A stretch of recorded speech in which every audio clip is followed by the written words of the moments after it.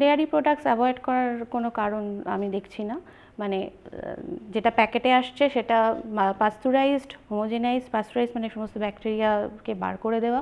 এবার কারোর যদি আপত্তি থাকে সে তো কেস করতেই পারে, ওখানে তো সব লেখা আছে ডিটেলড ইনফরমেশন, আমি স্পেসিফাইড তাদের হয়ে বলছি না। বাট ডেয়ারি প্রোডাক্টও দরকার শরীরের জন্য। অনেকেই আছে যারা মাছ, মাংস, ডিম এগুলো কম খায়, তাদেরও তো প্রোটিন রিকোয়ারমেন্ট দরকার, তাই না?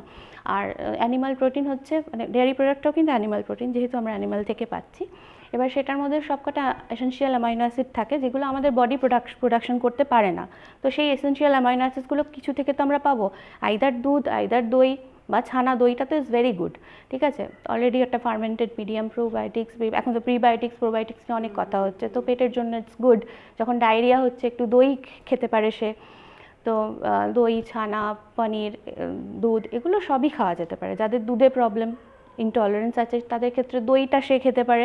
কারণ যেটা থেকে হয় আর কি ইনটলারেন্সটা, সুগার, মিল্ক সুগার থেকে যেটা হয়, ওই ল্যাকটেজ এনজাইম একটা থাকে, যেটা থাকে না অনেকের, কম থাকে।